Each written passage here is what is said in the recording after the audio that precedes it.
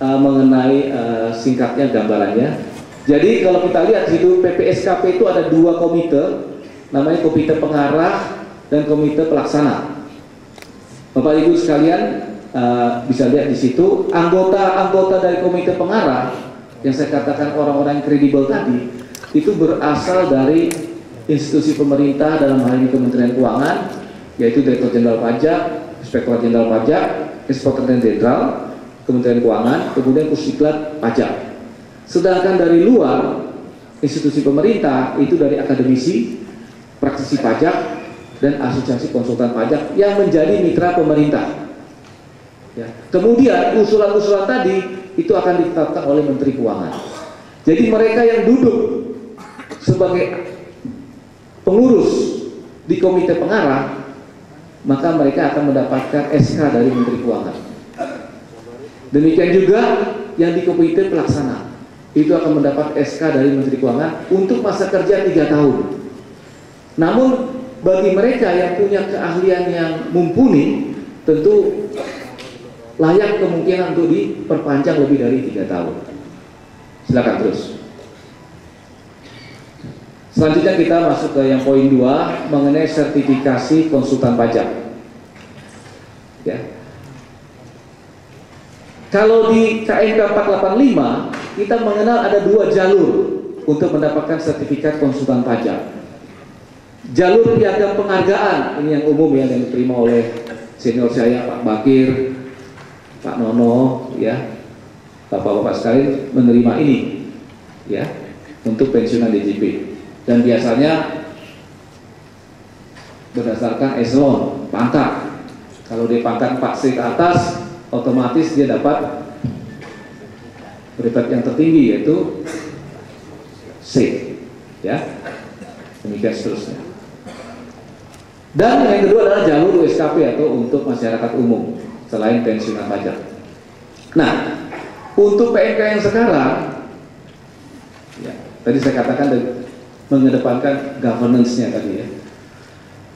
Kalau jalur umum tetap ada, cuma untuk mantan atau untuk pensiunan pajak tidak lagi seperti yang dulu, lebih kompetitif sekarang ini. Seperti saya misalnya, nanti kalau pensiun mudah-mudahan bisa pensiun di pajak gitu ya, nggak mutasi kemana-mana gitu ya. Belum tentu saya dapat bracket C, karena saya harus ikut ujian penyetaraan yang diselenggarakan oleh PPSKP tadi. Waktu ujian penyetaraan, tapi nggak ada yang tidak lulus Pak ya, Pak Nono jangan senyum-senyum nih, lulus semua, cuma saya belum tentu dapat C, mungkin aja saya dapat B. Nah, begitu ya. Pak Susino Ali agak beruntung dengan langsung C Pak ya. Ya, senior saya. Jadi bisa saja yang mereka kasubdit saya atau kepala KPP begitu diuji ternyata mereka dapat C, saya cuma dapat B, dan seterusnya. Jadi tergantung dari hasil ujian penyetaraan yang diselenggarakan oleh PPSKP. Ya. Dan ini hanya bagi mereka yang pensiun. Lantas bagaimana bagi mereka yang katakan pindah katakan ke institusi di luar DJP, mungkin dia promosi katakan di Menko Perekonomian ya, atau dia kemana gitu ya, sebelum mencapai batas pensiun, usia pensiun yang ditetapkan itu. Jadi dia pensiunnya bukan di DJP tapi tempat lain, ya. Tentu dia akan mengikuti pertama, jadi harus mengikuti jalur umum. Kalau pensiunan pajak, selain dia dikena ujian sertifikasi ujian penyetaraan, dia juga kena time lag. Jadi kalau dulu, ya, Pak Bakir begitu, Pak Bakir kalau begitu pensiun bisa langsung dapat izin, sertifikat dan izin. Ya, kalau kami nanti ke depan dengan adanya peraturan ini, ya, begitu kami pensiun, kami nunggu dulu 2 tahun, ya, baru ikut ujian penyetaraan, dapat sertifikat, baru dapat izin. Ya. Begitu ya. Nah, kenapa mesti 2 tahun? Tujuannya adalah untuk mencegah atau menghindari adanya konflik of interest.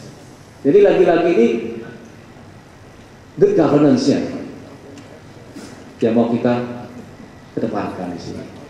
Jadi ini terus ada imbasnya kepada kami juga gitu ya, aktif ya. Begitu. Kemudian yang kami tambahkan lagi di PMK 111 ini adalah jalur pendidikan. Jadi bagi universitas negeri maupun perguruan tinggi negeri maupun swasta yang terakreditas punya pendidikan S1 perpajakan, apakah itu di Fakultas Ekonomi maupun di Fakultas Fisik ya, ataupun di Hukum yang terakreditas, maka lulusan dari mereka itu secara otomatis dapat brevet A, sertifikat konsultan pajak A. Yang menentukan nantinya adalah PPSKP. Jadi PPSKP ini benar-benar panitia yang kredibel dalam rangka untuk memberikan sertifikasi konsultan pajak. Makanya orang-orang yang duduk di sana kita harapkan juga orang-orang yang terhormat dan diakui oleh stakeholdernya, termasuk DJP. Gitu ya. Sekarang terus.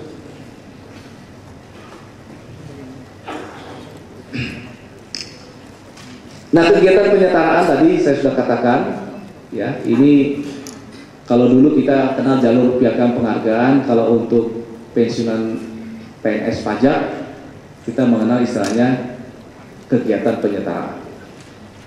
Silakan terus. Ya, ini untuk jalur umum. Ya. Jadi di luar PNS, di luar jalur akademik. Ya, tentu kita buka jalur umum seperti sekarang ini, ya.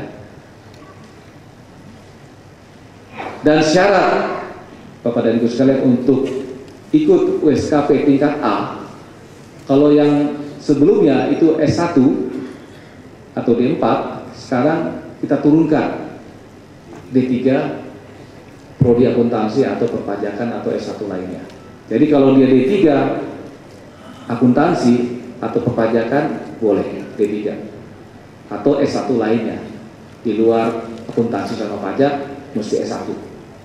Ya, silakan terus. Ini jalur USKP ya untuk tingkat A. Untuk dapat ikut USKP tingkat B, maka dia background pendidikannya harus S1 yang sekarang Pak ya. Ya, kemudian dia harus lulus USKP tingkat A terlebih dahulu. Ya. Terus untuk jalur akademis, ya, lulusan S1, D4, prodi perpajakan dari perguruan tinggi yang ditetapkan oleh komite pengarah dari PPSKP berhak mendapat sertifikat konsultan pajak tingkat A.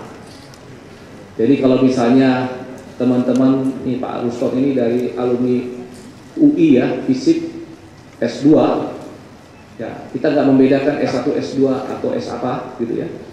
Yang penting minimal S1, kalau memang ada program perpajakannya, ya otomatis dapat tingkat A. Pernah waktu itu alumni Pak Ruston datang ke kami S2.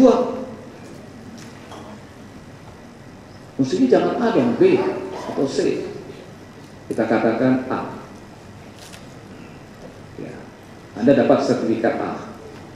Kalau mau melanjutkan profesi konsultan pajak, maka Anda urus izinnya dulu.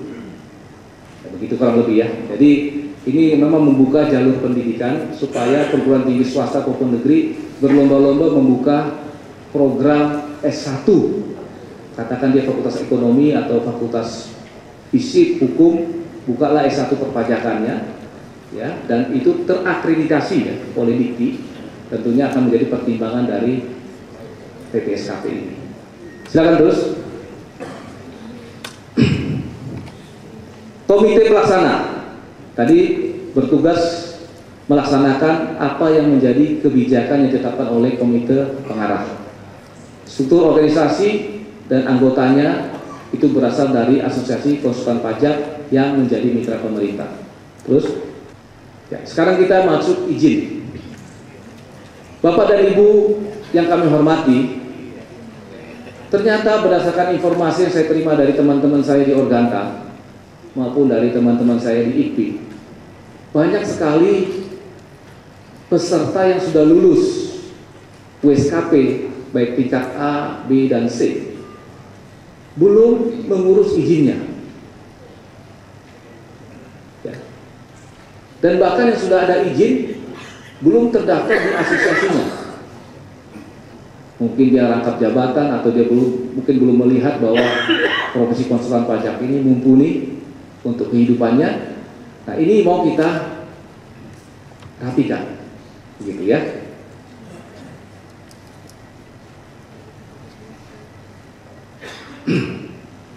Nah, untuk perizinan, ya, bagi mereka yang berlatar belakang pensiunan PNS DJP, maka dia tidak otomatis, sekali lagi Bapak dan Ibu sekalian, untuk mendapatkan izin praktek. Dia harus menunggu 2 tahun setelah SK pensiunnya terbit. Dia baru bisa mengurus izinnya.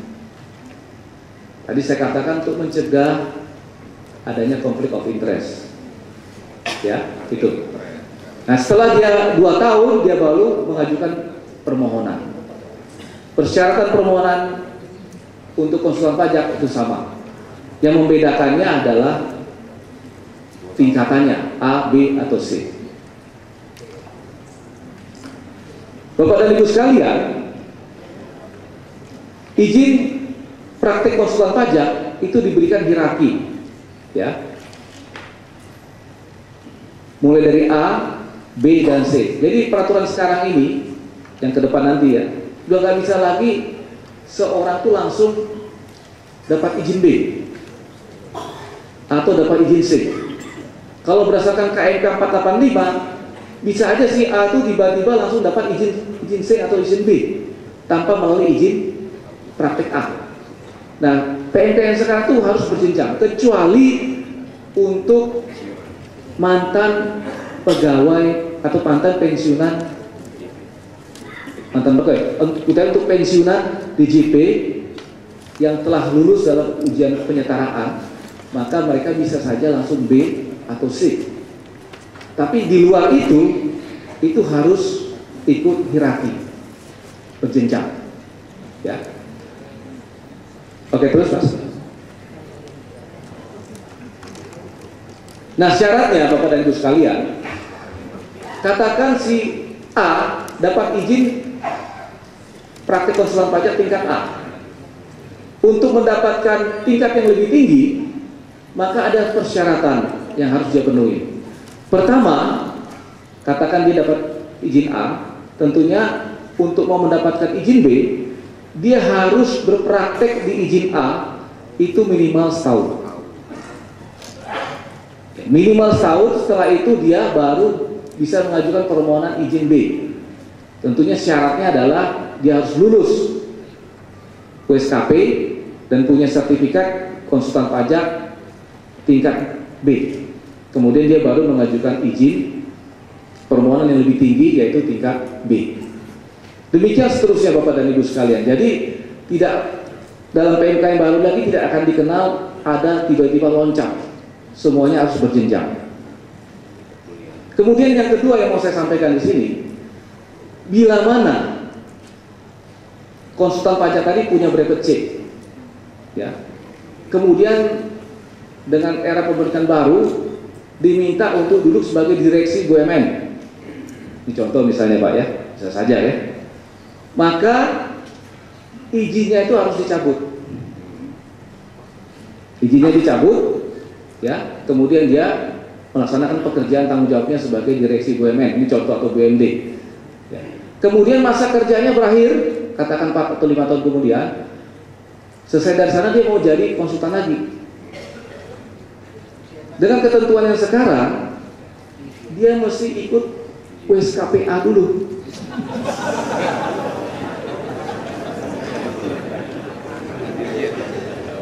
Ya.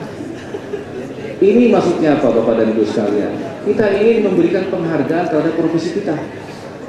Jadi profesi kita ini bukan untuk di nomor 2 kan atau nomor 3 kan. Begitu kita memutuskan mau jadi profesi konsultan pajak, itu harus kita tekuni. Ya. Dia harus ikut WSKPA. Kalau lulus ya, nggak janji. Ya. Kalau lulus, baru dia mengajukan izin A. Ya. Contoh yang lain, dia punya brevet C, izin praktek tingkat C atau brevet C. Kemudian dia mengklayani WPA katakan. Ya. Kemudian WPA ini ternyata terbukti melakukan pidana fiskal. Oke. Dan ada putusan ingkrah dari pengadilan. Maka izinnya dicabut. Itu langsung dicabut. Udah nggak pakai tedeng aling-aling, cabut. Ya. Kemudian tentu dia akan menjalani hukuman pidana. Memang tidak diatur di sini. Setelah dia menjalani hukuman, dia ingin kembali ke profesi itu, sudah tidak boleh lagi. Selesai, forever. Ini artinya apa? Supaya kita benar-benar menghormati profesi ini. Ya, ini yang saya ingin sampaikan di sini. Kemudian Bapak dan Ibu sekalian, ketika si konsultan pajak tadi sudah mendapat izin praktek A, B, atau C, maka dia harus mengurus kartu izin prakteknya. Kemana? Ke Organta, ke Sesi Pajak atau Organta tepatnya. Dia harus punya kartu izin yang masa berlakunya 2 tahun dan harus diperpanjang Bapak dan Ibu sekalian. Kalau tidak diperpanjang, tentu ada sanksi-sanksi yang akan dikenakan terhadap yang bersangkutan. Tujuannya apa?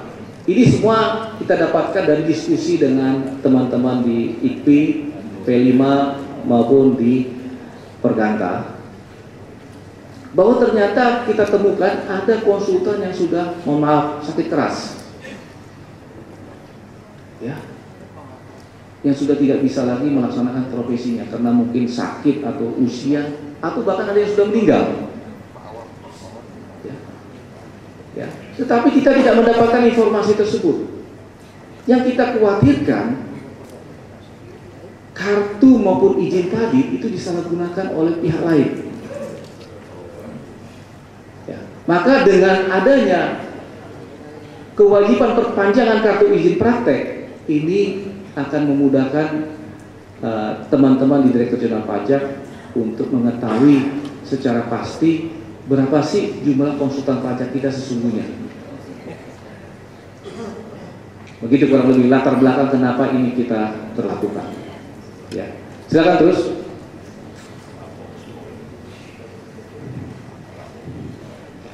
Nah, kalau di yang PMKNK yang dulu 485 itu izin praktek itu dicabut dalam hal usianya 70 tahun. Kalau yang sekarang ini kita tidak membatasi usia Pak Bakir. Ya, jadi kita nggak membatasi usia, kita buka ya sepanjang dia masih sehat, karena tidak jaminan loh Pak, usia 70 tahun lebih buruk kesehatannya dibanding yang 50 tahun. Ya, ada yang 50 tahun nggak bisa jalan Pak, ternyata asam urat. Ya. Kalau saya lihat senior saya Pak Rahmanto, lihat umurnya sudah berapa, masih gagah seperti umur berapa ya? 45, mungkin dia lebih gagah dari saya, ya, lebih sehat dari saya. Ya, jadi usia tidak jaminan, oleh karena itu kita buka saja. Dan kita lihat juga benchmarknya dari profesi dokter. Ternyata dokter-dokter itu ya semakin senior tuh semakin mahal harganya, ngantrinya panjang ya Pak ya.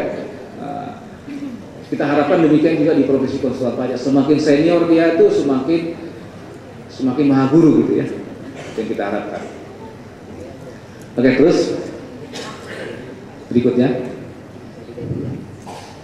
Nah, ini mengenai apa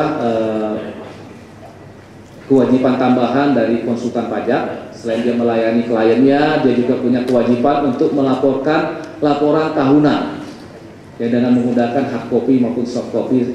Intinya itu adalah laporan kegiatan dia. Dia memberikan jasa kepada klien-klien mana saja dan dalam ruang lingkup apa saja. Ini perlu disampaikan. Ya. Kenapa ini kita perlukan Bapak dan Ibu sekalian dengan adanya PMK ini? Tentunya kita, misalnya ada satu kejadian, Bapak dan Ibu melaporkan laporan tahunan untuk tahun 2010 atau 2009 katakan. Ya, ternyata di 2012 atau 2013 atau 2015 yang akan datang, WP tersebut terkena pidana fiskal. Tentu kita akan lihat di laporan tahunan, ya, pidana fiskal ini di tahun 2009, yang mana ketika itu dia adalah kliennya Bapak atau Ibu.